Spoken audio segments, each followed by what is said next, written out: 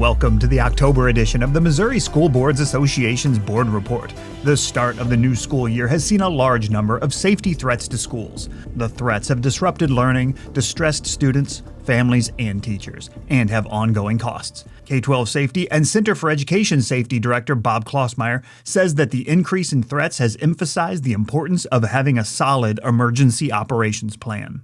So what the safety specialists, they're busy with everyday activities, operation activities, and what they're realizing is that the emergency operation plans directly relate to the responses they need to take for these threats and school threats and different activities. So what they're finding is by not having an emergency operation plan in place or not having an updated version, they're scrambling to get those completed. And an emergency operations plan is not something that can be done in a short amount of time. It takes time, it takes effort, and it takes a collaborative team to get this thing done. On December 5th and 6th, MSBA's Center for Education Safety team is hosting a two-day safety summit titled The Secret to Great Crisis Communications and Emergency Planning. The summit is designed for school leaders focused on crisis planning and will provide valuable insights, best practices, and practical strategies to effectively prepare for and navigate through crises in school settings. Engage with expert speakers and connect with peers to enhance your crisis management skills to keep staff and students safe. We just started another school year, and already the nation's been rocked by more school violence. Here in Missouri and around the country, we're experiencing a significant increase of online threats of violence to our schools. Our kids, families, and educators need us to be at our very best on the worst of days, and the best response happens with a great crisis communications plan and when you're emergency prepared. Bob Klossmeyer says that this summit is not just for safety personnel. Well, there's a misconception out there that this is focused on just safety personnel.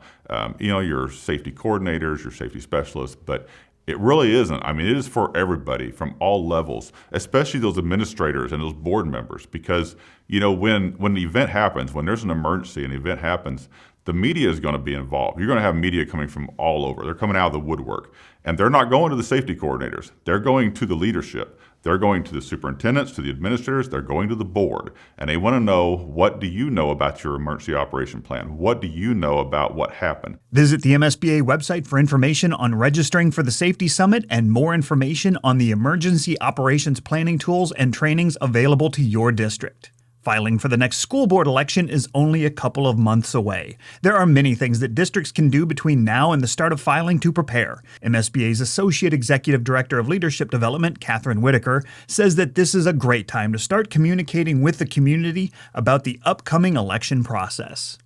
So candidate filing doesn't open until December. So you have technically 2 months to let your community know that you do have an opening on the school board potentially.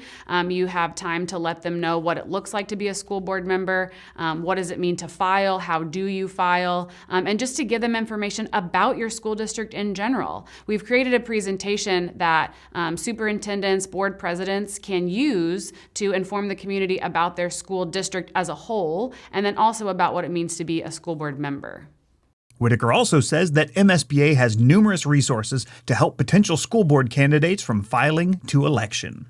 So on our website, we have a ton of information, some written by lawyers so that they know how to appropriately file and run a campaign, but some written by us, just again, trying to outline what does it look like to be a school board member, what does it feel like to be a school board member, what are your responsibilities. So we've created a module for candidates that school districts can sign up for and then give the login information to those candidates so they can go in and have a better understanding of, now that you're a candidate and you filed, what does it look like to be a school board member. It's interactive, gives a lot of information about the state and what it means to be a school board member. Visit the MSBA website for all of the resources and training modules available to school boards and potential candidates. Additionally, you can learn about required notices, dates and times for filing, candidate qualifications, financial disclosure statements, and recommended practices from the first day to swearing in new board members at MSBA's Board Candidate Filing and Elections webinar held on October 30th at 1 p.m. This webinar is recommended for the superintendent, board secretary, and other central office staff involved in candidate filing. For more information, visit the MSBA website. And last but certainly not least, thank you to all who hosted and attended MSBA's fall regional meetings. Meetings were held in all of the state's 17 regions as attendees gathered to network, learn, and share with fellow public school leaders to ensure all students succeed.